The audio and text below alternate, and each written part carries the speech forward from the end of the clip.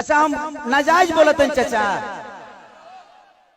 अभी बताइए खेसरिया जब अपना खातिर हॉस्पिटल नहीं बनवले तब गांव भर का इलाज कहां से कराई। तो जब ये हमारे नेता अपना इलाज कराने के लिए एम्स में जाते हैं, हमारे नेता अपना इलाज कराने के लिए बॉम्बे जाते हैं, विदेश जाते हैं, तो ये बताइए जब ये अपने इलाज के लिए अस्पताल नहीं खुलवाए तो हमारे इलाज के लिए कहां से खुलवा पाएंगे। मेरी उम्र आज 28 से 30 वर्ष की हो गई। 30 वर्ष से हो सकता है 5 वर्ष बाद मुझे होश आ गया होगा। 25 वर्ष से तो ऐसा ही देख रहा हूं कि हमारा बिहार में बदलाव कुछ नहीं हुआ है। दारू बंद हुआ है तब वो मिलिए रहा है। इसमें दोष हम सरकार को नहीं देंगे क्योंकि हमारे पास रोजी नहीं है। हम अपनी रोजी ढूंढते हैं, वो चाहे हमें नशा में मिले या बुराई करके मिले या किसी का मर्डर करके मिले। हमारे पास अगर रोजी होती, हमारे पास काम होता, हमारे पास किसी का विश्वास होता तो शायद आज हम भी बेकार नहीं होते। किसी फैक्ट्री में अपने ही जिला में, अपने ही गृह जिला में, अपने ही घर में काम करते। तो जब इंसान बेकार होता है तो वो गलत काम करता है। तो गलत काम तभी होता है जब इंसान फुर्सत में होला। एक गलत काम हो तारा टाइम ना मिले, सही बताओ तार गेहूं के दवरी आई तो तू दूसरे के टिकोड़ा तुरे जीवो, तू अपन गेहूं दही बना। तो जब हमारे पास अपना वर्क होता, हमारे पास फैक्ट्रियां होती, तो आज हमारे भी घर की औरतें अपने पति के साथ रहती। ये अपने पति के लिए तरसती नहीं कि होली में आएंगे तो दीपावली में आएंगे।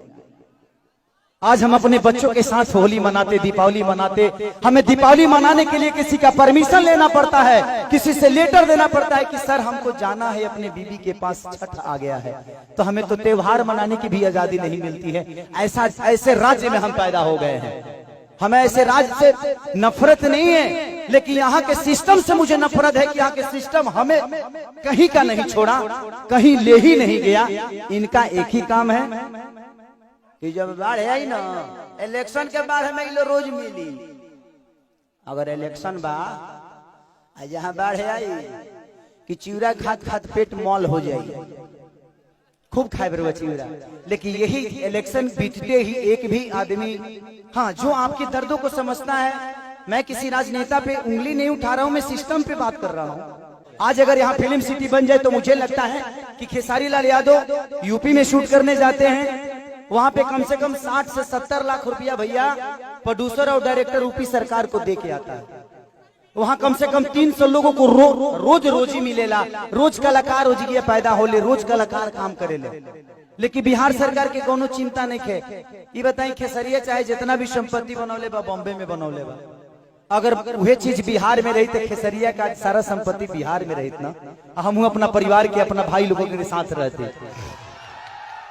तो हमके भी तकलीफ होला, हमके भी अच्छा ना लगे कि हम दूसरा शहर में जाके, दूसरा राज्य में जाके दुगो रोटी कमाता नहीं। हमके शर्म लागेला दूसरा के जगह काम करे में, लेकिन क्या करी जब हमारे खेत बंजर हो जाई तो घर हर तो दूसरे के खेत में नहीं चलावे के पड़ी हमके। और हमारा खेत बंजर, हम किसान हो के भी इस खेत को आबाद नहीं कर पा रहे हैं, तो गलती हमारी है। गलती हमारी ये है कि हम जब इलेक्शन आता है तो खाली 2 फ्रूटी पियला के बाद तो बटन दूसरा जगह चल जाता है। ये बताई खेसारी के बेटा बेटी खेसारी का लगे पैसा बा तो अमेरिका में पढ़ा दिए, लेकिन सबका लगे वो सक्षम तो नहीं खे ना जब अपना बेटा बेटी का अमेरिका में पढ़ाई। तो बिहार में कितना लोग खेसारी बजी, एक गो ना, एक खेसरिया बा। ये बताइए आज भी हमारे बिहार के नेता हैं, यूपी के नेता हैं, सबके अपने बच्चे, कोई अमेरिका में पढ़ता है, कोई लंदन में पढ़ता है, कोई मॉरिशस में पढ़ता है। किसी किसान का बेटा कहाँ पढ़ने जाता है क्योंकि उसकी क्षमता नहीं है। क्योंकि इन लोगों ने अगर यहीं पे स्कूल दिया होता तो इनके भी बच्चे यहीं पे शिक्षित हो जाते। लेकिन इन्होंने जब अपने बच्चे का भविष्य तय नहीं किया तो हमारे बच्चों का भविष्य तय कहाँ से कर पाएंगे। अब यह बताइए कि यूट्यूब पर डाल दी तो लोग कहिए खेसरिया राजनेता हो गए। अब हम अपन दुखों ना कह सकिले।